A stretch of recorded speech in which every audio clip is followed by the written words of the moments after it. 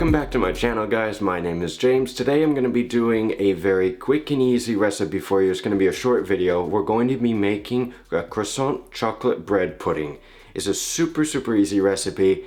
Not that healthy because it's a lot of butter and chocolate and some other things, and even vanilla ice cream if you want to add it on top, but it's very tasty. So before we get going, be sure to subscribe to the channel down below. Help my channel grow, like the video, and let's get started. So to start the recipe off, you're going to want to use any old croissants or stale croissants that you have around the house. It's better using the stale ones because, you know, any fresh ones I'd rather have for breakfast instead of wasting them. If you don't have any croissants, then you can also use brioche if you have any of that, or challah. That'll work as well. So with the croissants, you're going to either tear them into 1-inch pieces or you can cut them. And once you have those cut, you've set them aside, and then you're going to cut the chocolate. Now I'm splitting the chocolate. I'm doing half dark and half milk. You can do all dark if you want, or milk chocolate if you like as well. You'll just break them up or cut them into, again, chunks, set them aside, and now we're going to make the mixture. So basically the mixture is as a custard because it's the same thing that we do for the quiche. So it's just going to be heavy cream, or you can do half cream, half milk, sugar. I'm going to throw in a few eggs, put a little bit of vanilla in as well, and a little bit of salt, just a pinch. I'm going to whisk until everything is mixed together. Then I'm going to set that aside. I'm going to take my ramekins because I prefer to put them in ramekins. It's a little easier. If you want, you can also use a baking pan. It doesn't matter. You're going to take a little knob of butter, just a bit, and you're going to use the butter to coat the inside of any dish that you're using to prevent the croissants from sticking after they're baked. Once you have everything buttered, you're going to take the croissant pieces that you have cut and you're just going to fill up any of the dishes that you have chosen halfway. We're going to then place the chocolate in the middle.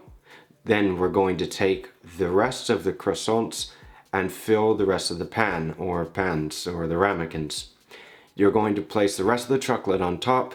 Then you're going to take the mix that we have, you're going to take a ladle and distribute evenly throughout either the ramekins or separate dishes or the pan that you have. You're going to let this sit for 10 to 15 minutes and let this absorb. And while this is absorbing and while you're waiting, you can preheat the oven to about 175 centigrade or about 350 degrees, depending on your oven.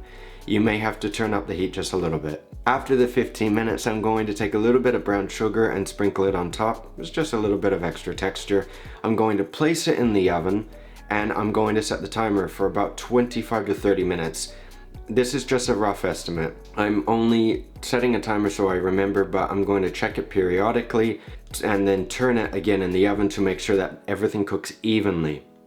Once you can take a knife and you poke the croissant pudding and it comes out clean, there's no egg on it, you're done. It may take anywhere between 30 to 40 minutes and maybe even a little longer depending on your oven. If you notice that the top of the croissants are starting to get a little too dark in the oven, place a bit of aluminum on top and you may want to put them a little lower in the oven as well. Once your croissants are done, you're going to take them out, let them sit for a few minutes, and if you want to top it off with a little bit of vanilla ice cream on top, it goes very well with some ice cream.